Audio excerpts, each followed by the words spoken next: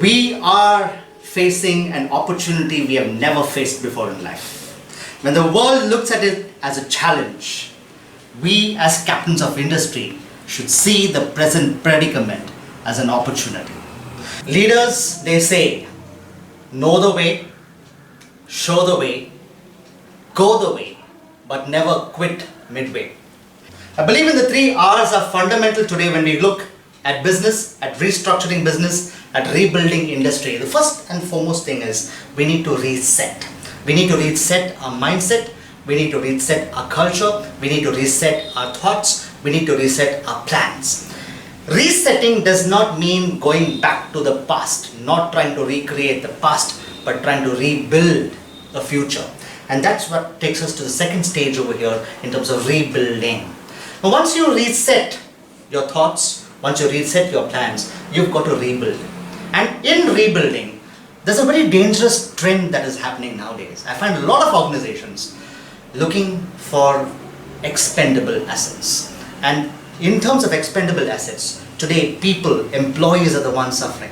As captains of industry, I personally believe that it is important to remember what Henry Ford once said when he was asked about what is the most important factor for him in his success in business. And Henry Ford said, take away my factories, take away my brands, take away my resources, but leave me my people, and I will rebuild my organization even better than before. So along with the attitude of resetting our thoughts and rebuilding our organizations, we've got to show the resilience. We've got to be resilient. This is a time for resilience. And along with resilience, we've also got to demonstrate a little bit of agility. We've got to be agile and we've got to be adaptable. We cannot adopt other people's principles, but we can probably adapt ourselves to the changing world. And change is something that is happening at a rapid pace. Remember demonetization. Remember GST. Before change we were comfortable. After change we are comfortable. But during the process of change we are never comfortable. A lot of organizations nowadays advocate the importance of change management. But what I personally believe is that we can adapt to change if we manage that all-important word known as transition. There are 3 qualities that we need to develop in order to survive in this ever-changing world. 1 is patience, the second is perseverance, and the third is preparation. There was once a young man who wanted to grow something different in his village. So he went to the market and bought some bamboo seeds. This person began to water his field every morning and evening, hoping that something will grow.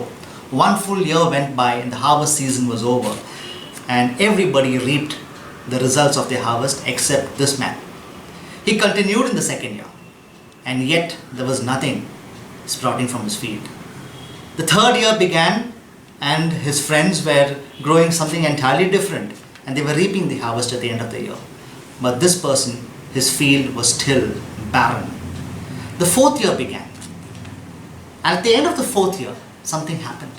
While everybody was mocking him until then and blaming him for the shortage of water in the village, yet he never lost his courage. He was patient. He persevered every morning and evening to water his field. And he prepared earnestly to do what is right in the face of challenges. And by the end of the 4th year, his bamboo grove was the tallest and the highest in the village. It grew to over 100 feet. The story is, while he was watering his field, there was nothing appearing over ground, but it was taking roots underground. And it was these roots, the firm roots that went underground, that allowed the rapid sense of growth later on in life. And that's the same with industry today. What we are going to do today, from now on, for the next few months to a year, is not going to be seen outside. But we should not give up. We should not stop. We should continue. We should have patience. We should persevere. And we should prepare ourselves to the utmost. Only then are we going to reap the results of our hard work today. I really appreciate the Cochin Chamber of Commerce and Industry for taking the initiative at this point of time to come up with the chamber vlogs. It's a wonderful initiative, and really hats off to the president, the secretary, and all the office bearers for coming up with this kind of an intention and a thought during these challenging times. I wish that the chamber, the Cochin Chamber of Commerce and Industry, continues to be that guiding light for industry as well as academia across the country. Thank you so very much for this opportunity.